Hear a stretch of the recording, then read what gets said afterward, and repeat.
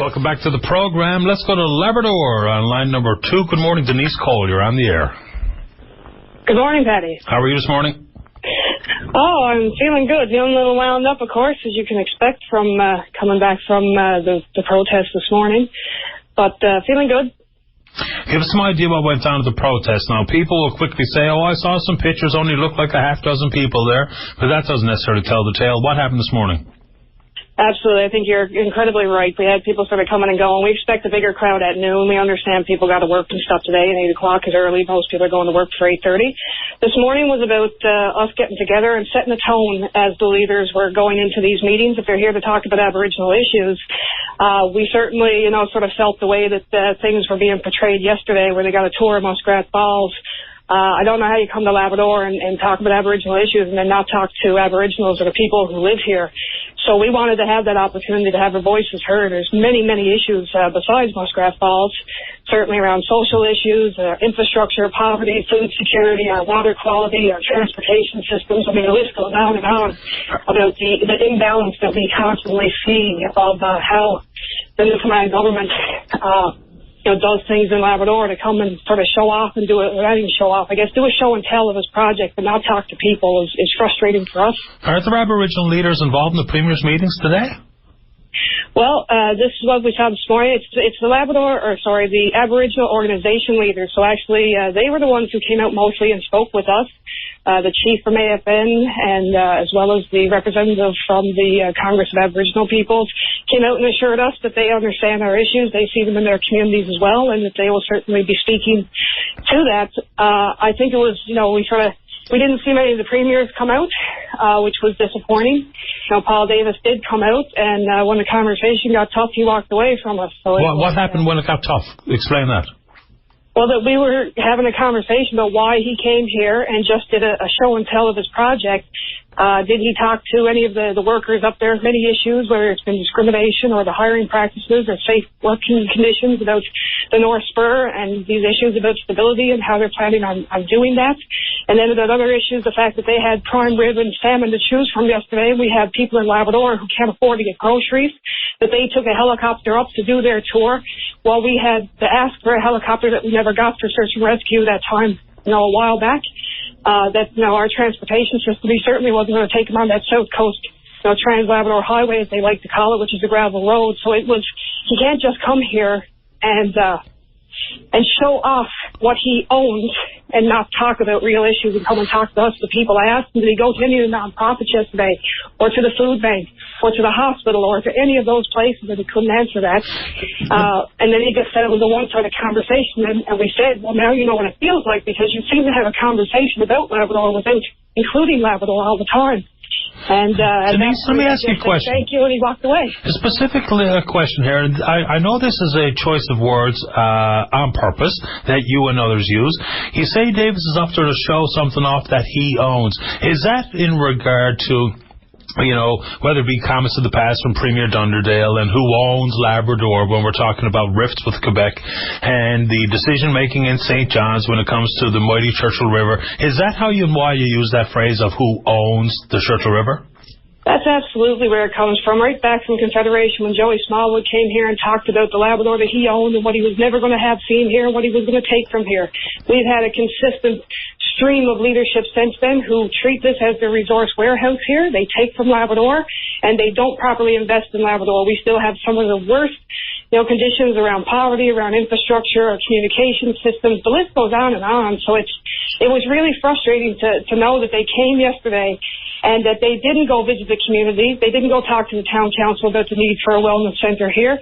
They didn't go and do those things, but they did go to Muskrat Falls so you could talk about energy deals, across the country. So it's again that, he behaves as if this is what he owns, that project up there. Wow. And, to not come here and respect that the people who live here might want to talk to him. They might want to share some issues with him. They might want to try to troubleshoot and work together. I mean, we've talked before about there needs to be a stronger partnership between Newfoundland and Labrador, and we don't see that. So when leaders come and they behave that way, of course it's frustrating for us. I guess any expansion of mining operations or market for hydro would be potential money to be invested in either Labrador or any other part of the province, but it's an interesting way that's put in. I completely understand the root of those concerns.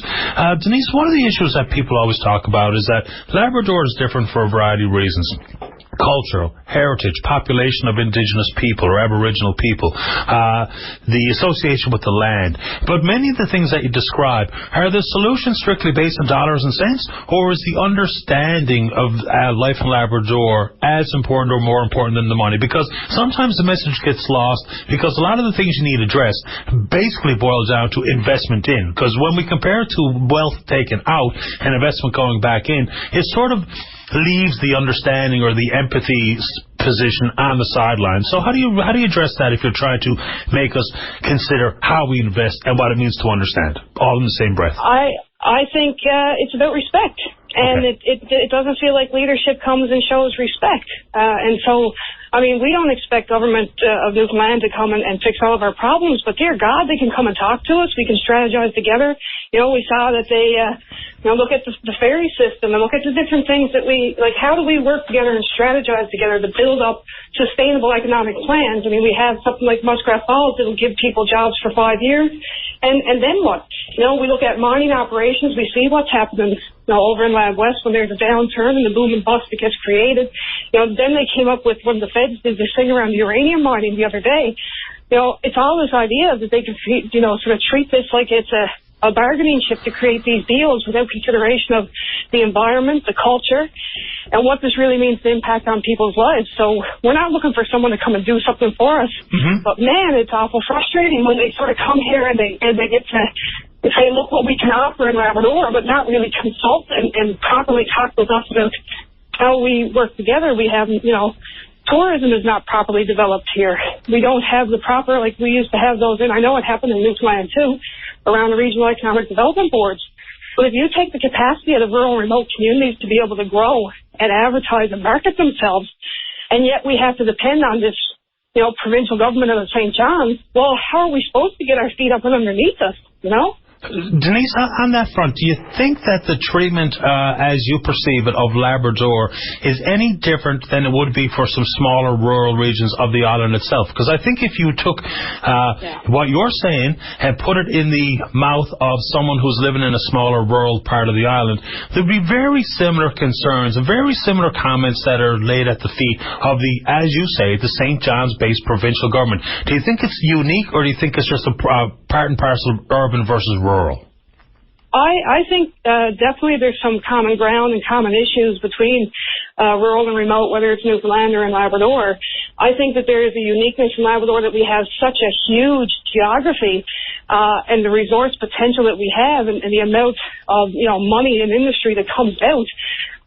But how are we encouraged to grow our communities? So it's definitely, there's many people in rural Newfoundland, and I've lived, many years in different parts of rural Newfoundland. They get it. We feel that same pain. Here you add a uniqueness that you have 3 different Aboriginal groups, all who are trying to find some way to have some autonomy and to grow themselves. That creates a whole other different dynamic. So I think sometimes the colonial piece of divide and conquer gets really sticky in Labrador, and it gets sort of played against us, whether that's the feds or whether that's the province, and then how these Aboriginal groups are trying to work together or work on their own.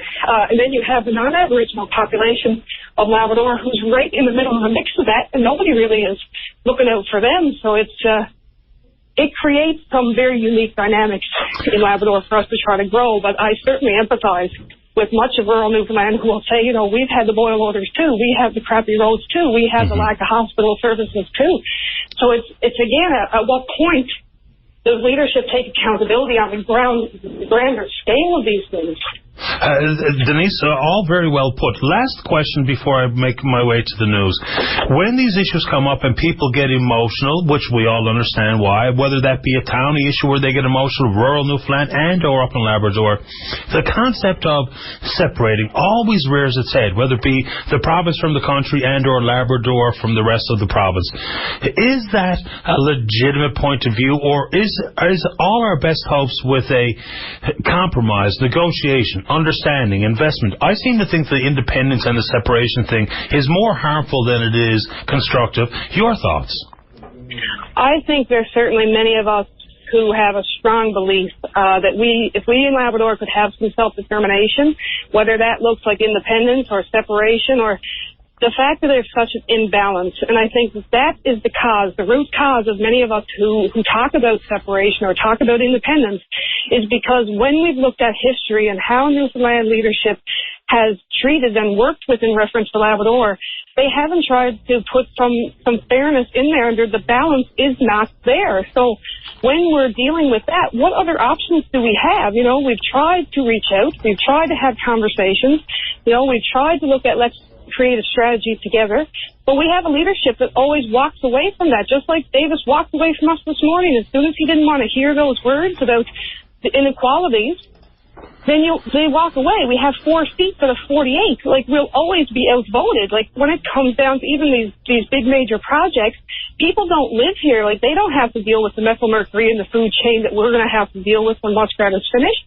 They're not going to have to deal with the unemployment when this project is over, and a lot of our people are back trying to figure out how to grow and sustain themselves. They're not having to deal with the fact that we have no capacity within our communities, and it keeps getting cut further and further, and our transportation systems don't allow us to actually advertise properly to bring in tourists or to build our own economies. So that's what happens. We get frustrated. And so what's our other alternative besides looking at a way to go it on our own?